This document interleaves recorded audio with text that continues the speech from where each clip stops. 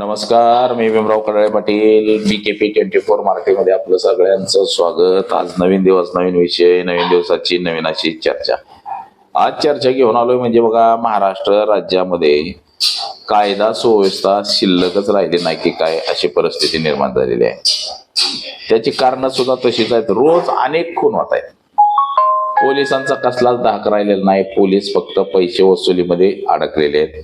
एका माणसावरती 100 गुन्हे दाखल आहेत, गुन्हेगारावरती, तरी सुद्धा काहीही होत नाही. मोठ्या मोठ्या गुंडांना परदेशात पळून जाण्यासाठी पोलीस प्रशासन मदत करतं. पोलीस प्रशासन पैसे घेतं, हेही तितकंच सत्य आहे. हप्तेखोरी, लाचखोरी हे सगळ्याधिक प्रकरणं मोठ्या प्रमाणामध्ये आहेत. तर महाराष्ट्र हा आता काही महाराष्ट्र राहिलेला नाही, हा गुन्हेगारांचा अड्डा झालाय.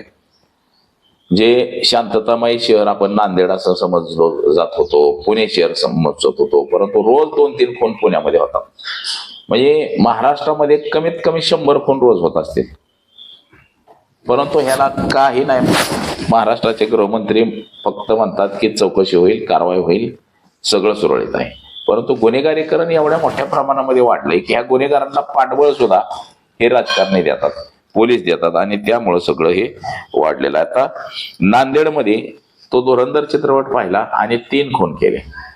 4था खून पुन्हा दवाखान्यात केला. अजून 4 खून जर एका दिवसात होत असतील, काय कायदा सुव्यवस्थेचे निंडवडे आहेत, कुठं कायदा सुव्यवस्था?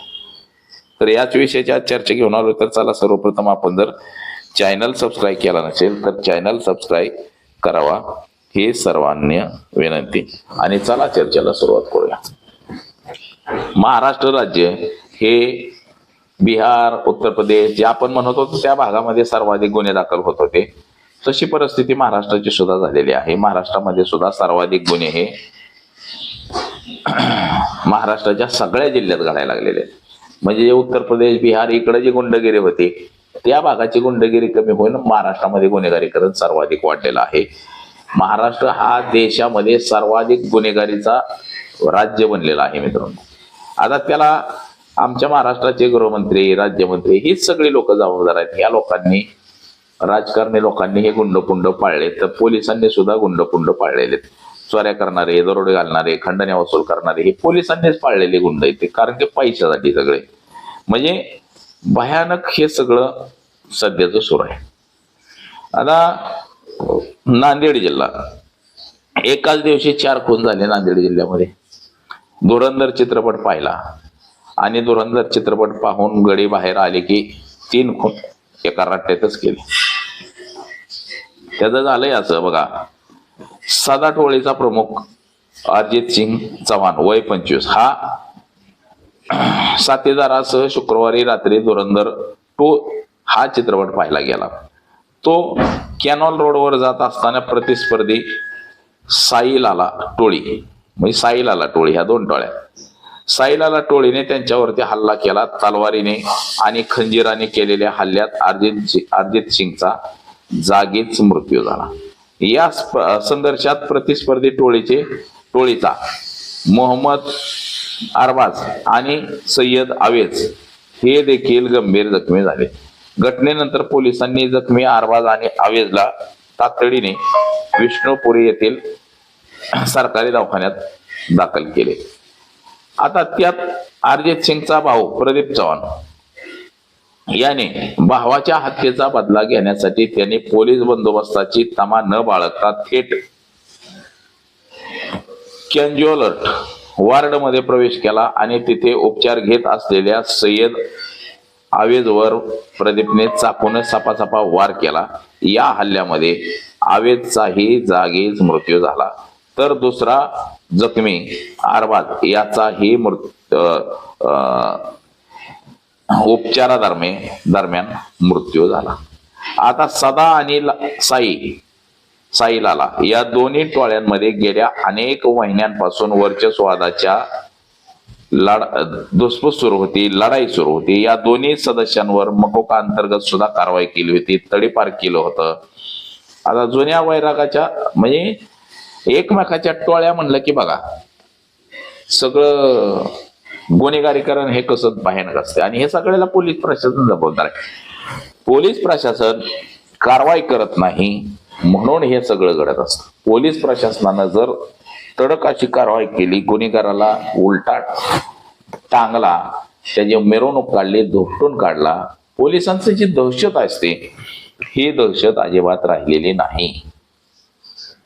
पोलीस फक्त हप्तेखोरीमध्ये अडकले, पोलीस फक्त हप्ते गोळा करण्यातच अडकले. आणि त्यात महाराष्ट्र राज्याच्या गृहमंत्र्यांचा, जिथं जिथं भारतीय जनता पक्षाचं सरकार आहे तिथं तिथं सरकारांचा आदेश असतो की गुन्हेगारांवरती कठोर कारवाई करायची नाही. का तर ते आपल्याला राजकारणासाठी परत उपयोगी येतात. राजकीय दृष्ट्या हे सगळे महत्वाचे आहेत, म्हणून या लोकांवरती कारवाई करू नका असं म्हटलं जातं. आता असाच प्रकार आहे. नांदेड जिल्हा हा अशोक चव्हाण यांच्या जिल्हा पडतो आणि या जिल्ह्यात सुद्धा मोठ्या प्रमाणामध्ये दादागिरी आहे, दहशत आहे, गुन्हेगारीकरण आहे. हे या सगळ्या गोष्टीवरून आपल्याला दिसून येतं. आता ह्याच्यामध्ये 8 संशयितांना ताब्यात घेतलेलं आहे. पोलिसांचं काय पुन्हा काम होतं की ताब्यात घेणं माणसं. म्हणजे हे साईलाला टोळी आणि हे सदा टोळी, या टोळींचा भयानक असा वावर या नांदेड शहरामध्ये आहे. आणि या टोळीचा एकमेकाच्या विरोधात असा भयंकर राग आणि वाद आहे की एकमेकाला संपवण्यापर्यंत अक्षरशः सपासपा वार करून दोघी टोळींनी एकमेकाला मारलं. जो जखमी होता त्या जखमीला सुद्धा दवाखान्यात जाऊन अरिजित सिंगचा भाऊ प्रदीप चव्हाण त्यानं दवाखान्यात जाऊन, पिक्चर मध्ये आपण जसं बघतो फिल्मी स्टाईल, अशा पद्धतीच्या ह्या घटना सगळ्या घडतात. म्हणजे चित्रपटात जे आपण नेहमी पाहतो की हिरो असतो तो घाबरत नाही, गुन्हेगार असतो तो घाबरत नाही, दवाखान्यात जाऊन मारतो, घरी जाऊन मारतो, जिथं असेल तिथं शोधून मारतो. म्हणजे ही जी पद्धत आपण जी पूर्वी पाहिलेली आहे अशीच काहीशी पद्धत ही वास्तवात सुद्धा आता सध्या आहे. परंतु यावरती पोलीस प्रशासनाचं कसलंही वर्चस्व नाही, पोलिसांचा कसलाही धाक राहिलेला नाही, पोलिसांना कसलंही लोक घाबरत नाहीत. किती भयानक आहे बघा. एकाच दिवशी 3 खून केले गेले. एक जाग्यालाच मेला टोळीचा प्रमुख अरिजित सिंग, त्यांना माराय आलेली 2-3 जण, त्यातली 2 जण गंभीर जखमी झाली. एकाचा दवाखान्यातच मृत्यू झाला, तर दुसऱ्याला त्या अरिजित सिंगच्या भावानं सपासपा वार करून दवाखान्यातच मारला. अरे हे दवाखान्याची माणसं कुठे गेली? पोलीस प्रशासन कुठे गेलं? का पोलिसांनी सांगितलं जा दवाखान्यात टाक मारून? आता एखादा गुंड जर दवाखान्यात असेल तर तिथं पोलीस बंदोबस्त असतो, पोलिस गेली कुठं? आपण तो व्हिडिओ बघितला, बऱ्याच जणांनी व्हिडिओ पाहिला असेल तो.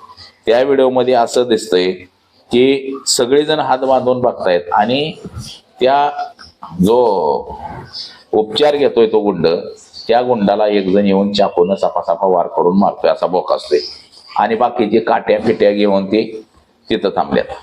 अरे ह्या सगळ्यांनाच आरोपी केलं पाहिजे. जे तिथं दवाखान्याची सिक्युरिटी आहे ही काय करत होती तिथं? ती सिक्युरिटीची माणसं सुद्धा काट्या घेऊन नुसते बघते.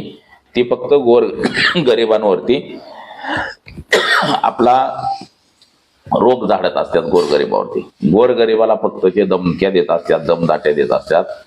पोलिसांची दादागिरी ही फक्त गरीब माणसापाशी चालते, श्रीमंत माणसापाशी अजिबात चालत नाही, गुन्हेगारापाशी अजिबात चालत नाही. ते गुन्हेगार सांगतो नीट राहायचं. म्हणजे ह्या भाषेमध्ये पोलिसांना सुद्धा सांगितलं जातं. म्हणजे पोलीस सुद्धा गुन्हेगारांना घाबरतो. आपण गुजरातचं एक उदाहरण पाहिलं असेल.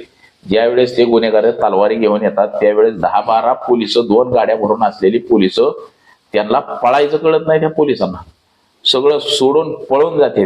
म्हणजे ही पोलिसांची अवस्था झालेली आहे. म्हणजे पोलीस जर एवढा भेकडा निघाला तर गुन्हेगारांवर काय ढेकळ कारवाई करणार आहे का? कशी कारवाई करणार आहे गुन्हेगारावरती? गुन्हेगारांवरती अशी कारवाई हे करू शकत नाहीत. पोलिसच जर गुन्हेगारांना भिवून पळून जाते ते. तसंच हे दवाखान्यात सुद्धा झालं की नांदेडचा सुद्धा किस्सा तसाच झालेला आहे की दवाखान्यात जाऊन त्यानं बदला घेतला, दवाखान्यात जाऊन त्याला मारला आणि पोलीस आणि तिथं असलेली सिक्युरिटी सगळी नुसती बघत होती. तो जेव्हा मेला तेव्हा ते सगळे आले तिथं. म्हणजे एवढं भयानक परिस्थिती महाराष्ट्राची झालेली आहे, देशाची झालेली आहे. धुरंधर चित्रपट बघून आला आणि सपासपा 3 खून करून टाकले. म्हणजे अतिशय गंभीर आणि वेदनादायक ह्या सगळ्या गोष्टी आहेत. त्या माणसं पटा पटा पटा पटा मरायला लागलेले, ती आजारपणाने म्हणा किंवा कशाने म्हणा, पण मरायला लागले ती, आणि सरकार काहीच कारवाई करत नाही, हेही त्यातून आपल्याला सध्या तरी दिसतंय मित्रांनो. तर बघा, सगळ्यांनी जागरूक झालं पाहिजे सरकारच्या भूमिकेबद्दल. तर आज एवढंच. माझा सहकारी कॅमेरामन अनिकेत समीरराव कडाळे पाटील, BKP 24 मराठी, इंदापूर, पुणे.